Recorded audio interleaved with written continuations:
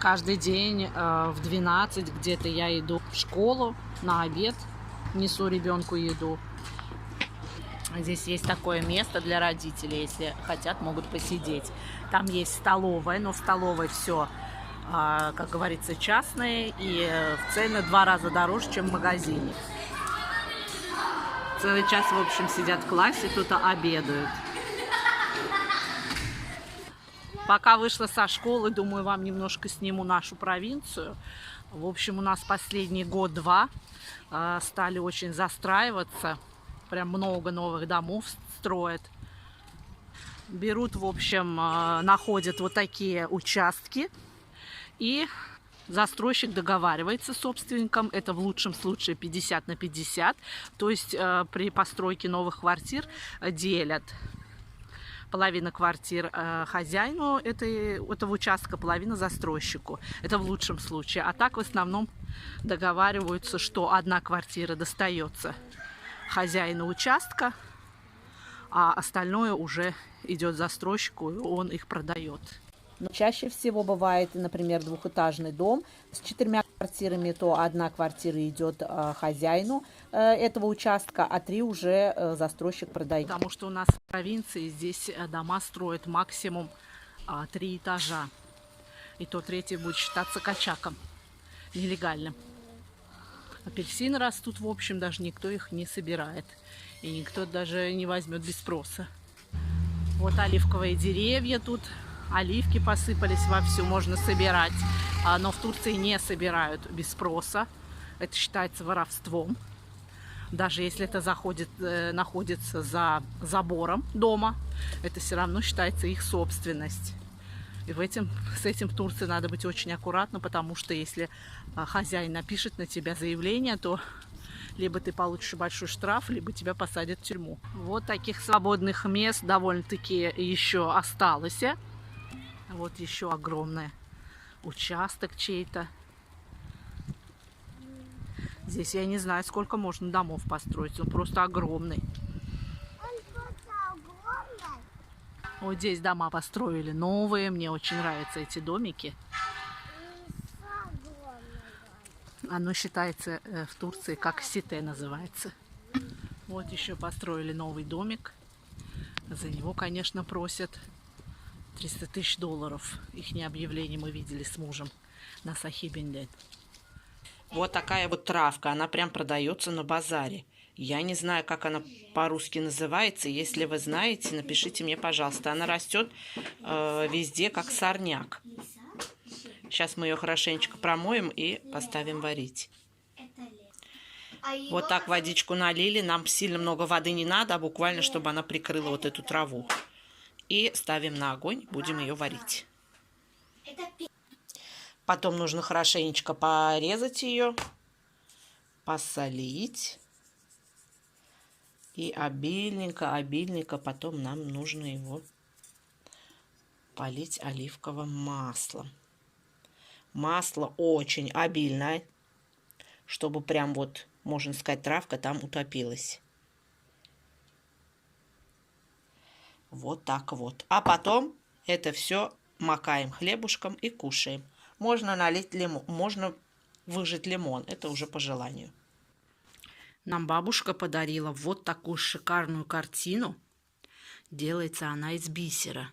Или из маленьких бусинок, как правильно сказать. Здесь, в общем, даются номера под каждый цвет. Цветов здесь дофигища. Но картина получается очень красивая, очень шикарная, такая блестящая вся. Если у вас есть девочки, я вам советую. Очень хорошо развивает усидчивость и внимательность.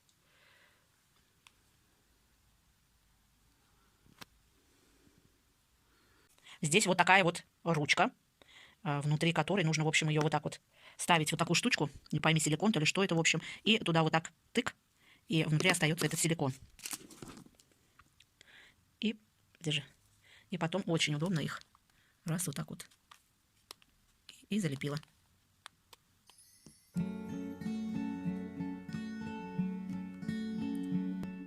Это у нас распаковка сегодня. Это пришло у нас У меня муж работает риэлтором и зарегистрирован в Сахибинден. И оттуда постоянно приходят ему подарки. Ну, конечно,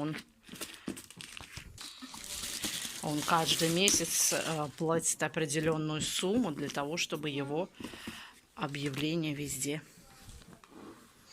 котировались. Сертификат. Можно в офисе его повесить, например.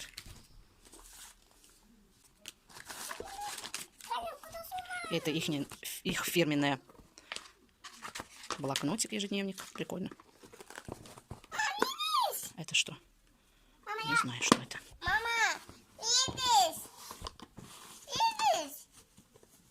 Идись, мам. Коленку кутусу. И пенал для ручки. Пенал для ручки. Вот она наша волшебная коробочка, в которой находятся наши все причиндалы. Дети ее очень любят и радуются, когда я вытаскиваю. Это все, что здесь находится, это мне все отправила мама. Потому что здесь искать Дед Морозов, елок, это последние 5 лет, даже последние 3 года елочки стали здесь уже появляться красивые, а до этого было это проблематично, потому что Новый год в Турции не отмечают. Эту елочку я купила в Белоруссии, помню, $15. А это у нас звезда, господи, звезда, посмотрите, Советского Союза, СССР. У кого такая была или есть, напишите мне в комментариях. И вот такая прелесть. Эти игрушки новые уже купленные, но есть и также у меня из Советского Союза. Сейчас, в общем, вам все буду показывать. Гирлянды, все, что не покупаешь на 1 год, говно. Бенгальские огни тоже мне мама отправила. Такие силиконовые классные липучки на зеркало, на окна. Очень мне нравится. Здесь я тоже их не видела. Не знаю, продают, нет. В прошлом году сыну было моему, 3 годика. Но все равно не так-то уж он помнит этот Новый год.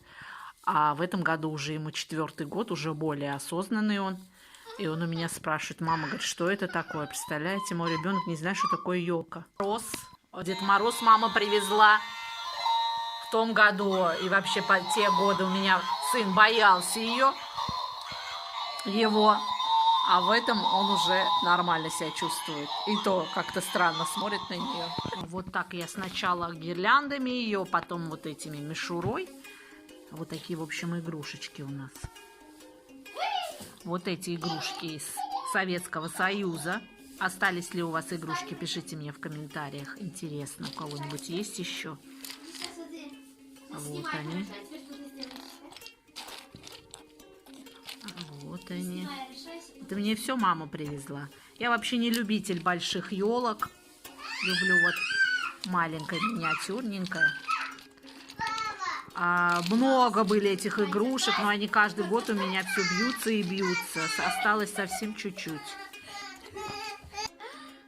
Это делать надо. Хорошо, теперь вот так вот сделай. Ты ему дай, пусть он сам делает. Мой бедный ребенок не знает, что такое елка и как ее наряжать. Вау, браво! Давай еще одну. Давай, вешай еще одну. А теперь вот так вот надо делать. На веточку. Давай, скорей. Тренер, блядь, сборной. Свисток. Это мамин свисток. У меня мама в МВД работала. Тоже ему подарок привезла. Камаля, сколько лет тебе? 11. Дед Мороза веришь ты? Почему? Потому что его не существует. Он не существует. А кто тебе подарки дарит? Вы. Мы. Когда ты поняла, что это мы тебе дарим? Нет. 9 лет когда-то. Ну вот, уже растем, выросли. Я уже полчаса ищу ребенка. И тут внезапно я услышала голос.